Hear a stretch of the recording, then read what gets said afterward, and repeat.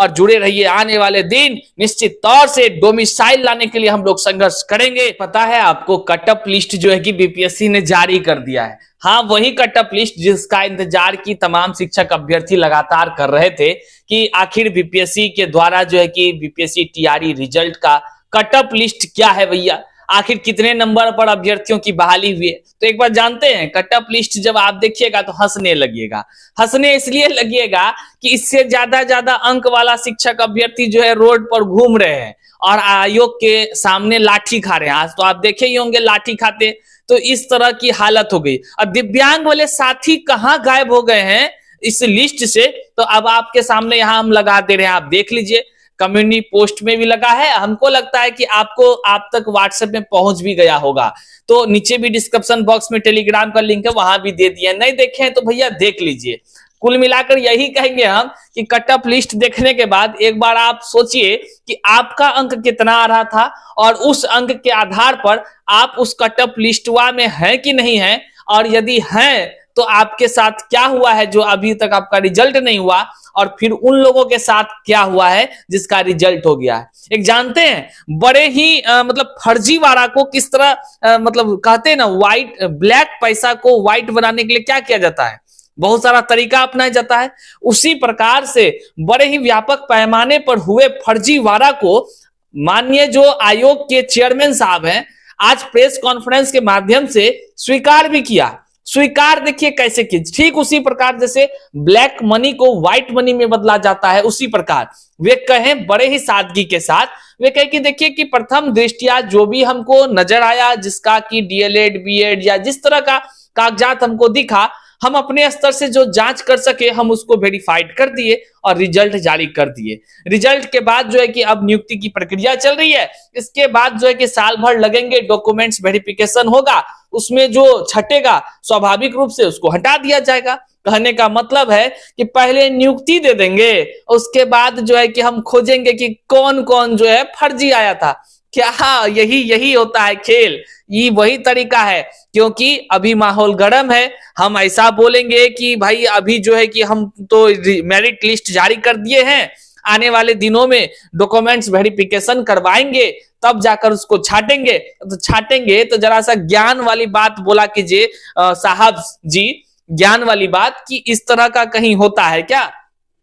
आप रिजल्ट जारी करने से पहले ना सारी चीजों को चेक करते, मतलब आपकी अपनी गरिमा भी है कि नहीं बची हुई। अरे किस मतलब कि क्या कहें आपको, हम आश्चर्य लगता है। आप जब आकर प्रेस कॉन्फ्रेंस करते हैं और उस समय कहते हैं कि निर्विवाद रूप से यह जो है कि रिजल्ट प्रकाशित हुई है, और फिर जो है कि आप ही कहते हैं कि बहुत सारा तो छटने वाला है क्योंकि उसका डॉक्यूमेंट्स भी सही नहीं है। तो मतलब बिना डॉक्यूमेंट्स चेक किए आप रिजल्ट जारी कर देते हैं। और दुर्भाग्य की बात देखिए, ऐसे शिक्षक अभ्यर्थी का रिजल्ट नहीं हुआ जो योग्य है। क्यों? क्योंकि इन्होंने तो मात्र 70% रिजल्ट निकाला, और रिजल्ट में भी बाहर वालों को दे दिया, अपने वालों सगा संबंधी नाता रिश्तेदारों का रिजल्ट इसमें जारी कर दिया, और उसमें कौन फर्जी है ये चेक नहीं किए।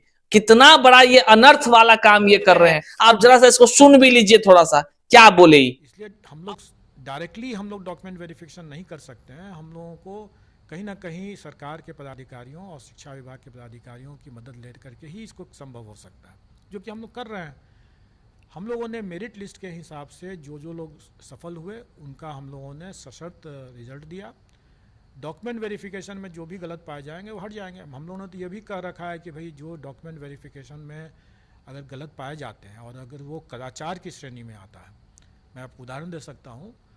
जैसे अगर कोई दिव्यांग अभ्यर्थी अगर दिव्यांगता के आधार पर उसने परीक्षा दिया है और कल को अगर वो इसमें डॉक्यूमेंट वेरिफिकेशन में पाया जाता है कि वो दिव्यांग नहीं है, तो अगर वो अपने मेरिट पर भी अगर वो आ जाते हैं तब भी हम उसको कदाचार की श्रेणी में मानेंगे। बिहार के स्थायी निवासी और बिहार का निवासी दोनों में बहुत अंतर होता है।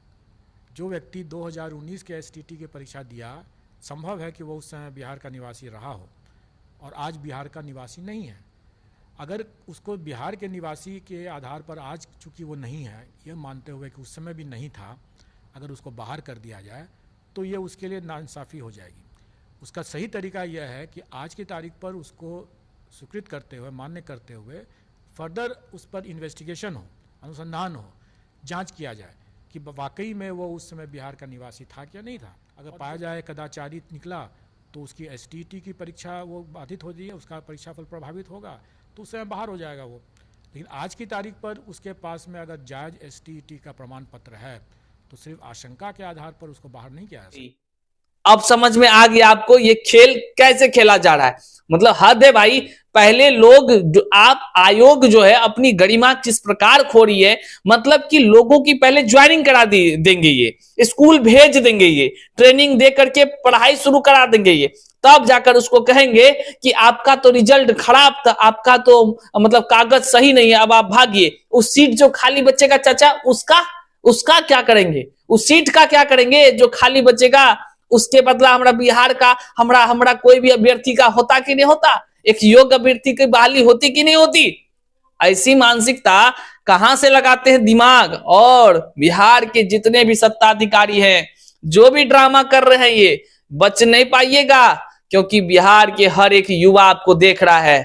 आने वाले दिनों में जिस प्रकार तमाम शिक्षक अभ्यर्थियों की मुश्किलें बढ़ी है, निश्चित तौर से, और अतुल प्रसाद साहब की अगर लैंग्वेज में बोले तो निश्चित नहीं, स्वाभाविक तौर से आपकी भी छटनी होनी तय है।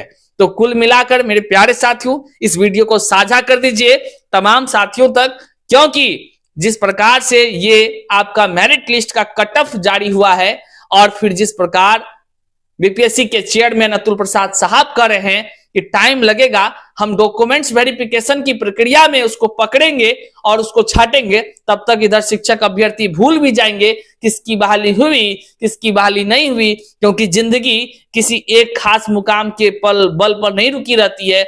हम लोगों को उसको आगे तक ले जानी होती है और संघर्ष करनी होती है। बहरहाल किस प्रकार से आप इस तरह की जो चयन की प्रक्रिया है, रिजल्ट देने की प्रक्रिया है, और साथ ही साथ नियुक्ति कराने की जो प्रक्रिया है, चाहे वह शिक्षा विभाग हो या बीपीएससी के माध्यम से हो, आपको कैसा लग रहा है?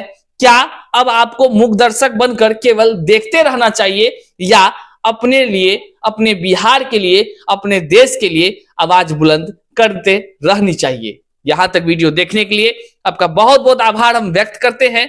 चैनल पर नए हैं तो यही कहेंगे सब्सक्राइब कर लीजिए, क्योंकि सटीक जानकारी तथ्यों के साथ, और झूठ बर्दाश्त नहीं, ओल झोल बर्दाश्त नहीं, एकदम सीधे आर या पार की लड़ाई करने के लिए चैनल को सब्सक्राइब कीजिए और जुड़े रहिए। आने वाले दिन निश्चित तौर से डोमिसाइल लाने के लिए हम लोग संघर्ष करेंगे, और संघर्ष करने के लिए एकजुट होना बहुत जरूरी है। इसलिए जम करके शेयर कीजिए और जुड़ जाइए चैनल के साथ, क्योंकि हम सभी अब डोमिसाइल पर वर्क करना स्टार्ट करने वाले हैं। वीडियो देखने के लिए बहुत बहुत शुक्रिया, प्रणाम।